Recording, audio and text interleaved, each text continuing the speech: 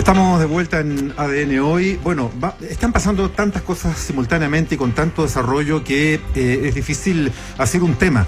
En días recientes, la semana pasada, se produjeron algunos de los más graves incidentes de incursión policial, diríamos con altas dosis de brutalidad en distintas instancias. Está en la controversia lo del Liceo 7 de Niñas y también lo de la Universidad Católica y en particular en el campus San Joaquín. Hubo a propósito de eso un pronunciamiento muy duro del rector Ignacio Sánchez a propósito de esa forma que tuvo la incursión policial. Pero hay más cosas que están pasando en el debate nacional. Hay rectores de otras universidades que están en abierto debate con sus propias comunidades académicas. Estamos ahora en una discusión que se inicia para una nueva constitución y estamos ante una situación además médica de emergencia ocular como no se había visto en el mundo, y estamos con un rector que es médico, doctor Ignacio Sánchez, rector de la Universidad Católica. Bienvenido. Buenos días, Mirna, Mauricio, gracias por la invitación. Rector, queremos hablar de muchos temas, como usted puede apreciar, también la encuesta bicentenario de la Universidad Católica, que entrega un punto ahí muy esencial respecto al conflicto social, pero antes de aquello, yo quisiera preguntarle cómo observa usted lo que ha pasado con las protestas y la cantidad de personas que han tenido la pérdida de su visión parcial o total. Vemos los jóvenes, porque la mayor parte son jóvenes, y puntualmente el caso quizás que termina por coronar, ¿no es cierto?, esta seguidilla de hechos, como es la del joven que está hospitalizado en la Clínica Santa María y que están tratando los médicos de salvarle el segundo ojo. ¿Cómo ve usted eso? Bueno, Mirna, desde la semana pasada que he estado personalmente denunciando esta situación, a mí me parece inaceptable, me parece que es una vergüenza nacional el hecho de tener este resultado de cerca de 200 personas, la mayoría jóvenes, con estos daños. Yo creo que este tipo de balines y de perdigones no es posible utilizarlo en represiones de protestas. Probablemente hay que hacer un análisis muy profundo de los protocolos de Carabineros, pero lo que hemos pedido es que al día de hoy se suspenda el uso de balines y perdigones. Yo sé que ayer el alto mando de Carabineros dijo que lo iba a acotar. El problema de acotarlo es que uno no puede saber qué va a pasar. Van a haber menos casos, pero un solo caso es inaceptable. Por lo tanto, me parece a mí que no forma parte de un sistema racional de represión, de control del orden público, como es la labor de Carabineros. Rector, esta misma comparecencia del general director, a propósito de lo que usted está mencionando, da cuenta de que entonces hasta aquí se había usado mal este instrumento, esta herramienta de control del orden público. Pareciera estar la máxima autoridad de Carabineros diciendo, bueno, hasta aquí no se cumplió lo que había que hacer y ahora de aquí para adelante sí que lo vamos a cumplir.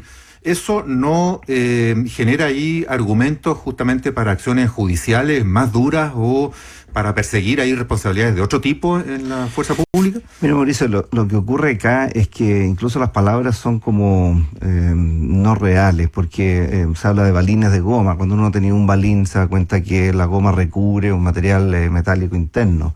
Se habla de balas como de salva, y la verdad es que eso no es así. Los carabineros eso no lo disparan al aire, rebotan. Tenemos el caso muy lamentable del Liceo 7 en donde se rebota. Los perdigones, nosotros en San Joaquín, como usted bien tocaba el punto, la semana pasada, el lunes, tuvimos 4 estudiantes heridos. En las extremidades tuvieron que ir a los servicios de urgencia, se pudieron ir de alta, pero también podrían haberle llegado a línea en los ojos. Tenemos este muchacho de la Academia de Humanismo Cristiano que solidarizamos con él y con su comunidad, que está a punto de tener una ceguera completa. Entonces, cuando uno evalúa a nivel internacional, tenemos que escuchar también lo que nos dicen los expertos internacionales en derechos humanos, en que dicen que estas no son armas para usar en la represión de manifestaciones. Esto enardece mucho las comunidades estudiantiles, universitarias, y creo que no le hace bien a nadie. Entonces, nuevamente yo quisiera hacer un llamado a que no solamente se acote, sino que se suspenda. Creo que hoy día una declaración de Carabineros, del Ministerio del Interior, diciendo se acabó el uso de perdigones y balines, es lo que la población necesita, y yo pediría fuertemente que eso se hiciera así. Nosotros tenemos una historia muy trágica en nuestro país de violaciones de derechos humanos. En democracia no podemos tolerar esto por las fuerzas de orden y seguridad, que tienen que controlar el orden público, pero que tienen que controlarlo atenidos a un estricto control de los derechos humanos. ¿Extendería usted ese llamado que hace o ese planteamiento al uso de las bombas lacrimógenas o tiene otra gravedad eso? Bueno, tiene otra gravedad. nosotros tenemos que entender que para disuadir, para dispersar situaciones, están el carro lanzagua, están las bombas lacrimógenas. Ahora, los protocolos, y me alegra mucho la pregunta, porque como uno lo puede ver desde Casa Central, es el verdadero observatorio de estos movimientos de manifestaciones por horas. A pasos de Plaza Italia, para los que son de provincia. A paso de Plaza Italia. Entonces uno puede ver horas de un movimiento de dispersión hacia un lado y hacia otro, con uso de piedras, con uso de estos elementos. Me parece que los protocolos carabineros tienen que acotarse o actualizarse, y si hay que tener detenidos porque están haciendo desmanes, hay que detenerlos, pero más que dispersarlos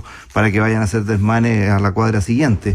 Y en ese sentido, entonces, estamos horas volviendo y viniendo de una situación que produce mucho daño. Sí, conversamos hasta ahora con el rector de la Universidad Católica, Ignacio Sánchez. Rector, quisiera llevarlo entonces a la base del conflicto social que hemos estado viviendo, porque justamente el presidente Sebastián Piñera, pocos días antes, hablemos 10 días antes del estallido social, él hablaba de que Chile era un verdadero oasis, y ustedes, a través de la encuesta Bicentenario, habían estado registrando los elementos que explican este conflicto social. Ustedes preguntaban, por ejemplo, han estado preguntando a lo largo de los años, por ejemplo, respecto de si la persona encuestada cree que hoy en Chile existe un gran conflicto, un conflicto menor, o no hay conflicto entre distintas instituciones, por ejemplo, gobierno, oposición, trabajadores, empresarios, Santiago Regiones, Mapuche, Estado chileno, en fin.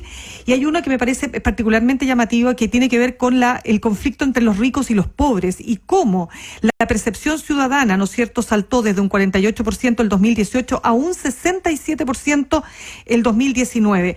¿Para usted aquí está parte importante de lo que estamos viviendo hoy día? Yo creo que sí, Mirna, y me alegra que usted lo mencione. En estas últimas semanas hemos estado publicando varios de los aspectos que tiene la encuesta Bicentenario, que ya tiene 14 años de historia. Entonces se puede ver una radiografía, pero en movimiento, en seguimiento. Y la mirada hacia la población migrante, la mirada del conflicto hacia los pueblos originarios y la mirada del conflicto social, viendo brechas socioeconómicas, se ve muy claro en los últimos años. Esta encuesta muchas veces tiene cambios que son paulatinos, de 2-3%, pero la tendencia en los años va mostrándonos esto. En el caso que usted menciona, llama mucho la atención un cambio tan abrupto en esa pregunta. ¿Y cómo lo interpreta usted? Es decir, ¿cómo se produce? Porque ayer veíamos, por ejemplo, cuando se produce el efecto ahí en el caso, ¿no es cierto?, terrible en Reñaca, de un hombre que empieza a disparar, una manifestación que partió siendo pacífica, más allá de baila y pasa, que es un tema que podemos discutir si está bien o no, pero hasta ese momento no había habido ningún desmán, y de pronto vemos un barrio completo incendiado prácticamente, vidrios de casas, de departamentos completamente quebrados, una explosión de rabia absolutamente desproporcionada, sin duda, como la hemos estado viendo. ¿Cómo lo explica usted?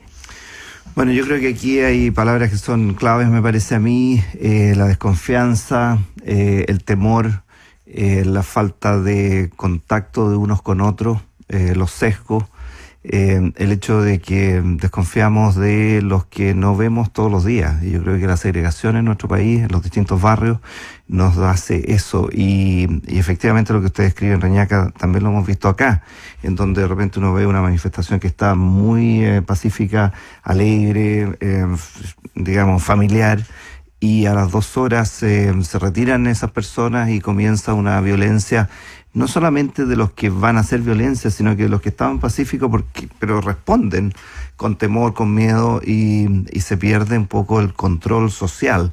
Yo creo que eso es lo grave de no condenar a la violencia. Yo ayer en un programa de televisión pedía que hubiese, ojalá, una especie como de foto de todo el espectro político, desde el Frente Amplio hasta la UDI, que alguna vez estén todos juntos en una foto, que digan no queremos más violencia, porque la verdad es que uno en estos temas sabe dónde empieza, pero no puede saber dónde termina, y muchas veces termina con actitudes irracionales de gente que es racional la mayor parte del tiempo. Por otra parte, Mirna, estas crisis también sabemos que afectan fuertemente la salud mental de nuestra población. Si usted conversa con cualquier persona hoy día, comparado con hace un mes.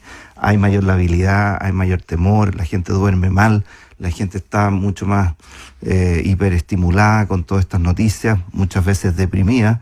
Y entonces estas situaciones de crisis hacen detonar situaciones bastante límites de gente que está en el límite en manera normal. Entonces se gatillan actitudes irracionales y desquiciadas de unos pocos, pero que pueden gatillar una actitud más irracional de muchos. Hay todo un análisis hay que hacer sobre las conductas colectivas de masa, ¿no? Rector Sánchez, a propósito de intolerancia, en fin, y de esa falta de sentido muchas veces de conversación, como rector y por lo tanto líder de una universidad, de un lugar de debate, de pensamiento, que además van a tener un rol, me imagino yo, importante en la discusión ahora de nuestra nueva institucionalidad. ¿Cómo ve usted esos rasgos de intolerancia a veces que se manifiestan en esta modalidad callejera del que va y la pasa, que puede ser tal vez una anécdota, pero que ha tenido ya consecuencias terribles como ayer? O de lo que pasa, por ejemplo, con un par suyo, el rector Carlos Peña de la Universidad Diego Portales, que se enfrenta ya a su comunidad académica por sus opiniones.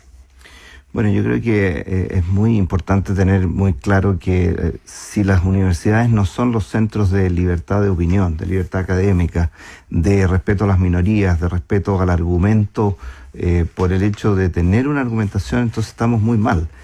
Yo solidarizo con el rector Carlos Peña en el sentido que él tiene, por supuesto, no solamente el derecho, sino que la obligación de dar su opinión, y todos tenemos la libertad de encontrar que sus dichos y sus expresiones son adecuadas, no son adecuadas. Podemos tener diferencias con los argumentos, y bienvenido sea, y yo creo que él lo que quiere es que hayan intercambios de opiniones, porque la opinión de cada uno va creciendo con la crítica externa.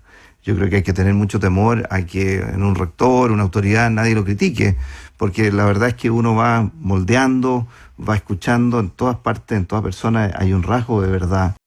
Andrés Bello decía que todas las verdades se juntan, y entonces para alguien que dirige una institución de educación superior, que haya una actitud crítica de su entorno, de estudiantes, de profesores, de directivos, es esencial, no solamente algo que uno quiera tener, sino que es esencial tener.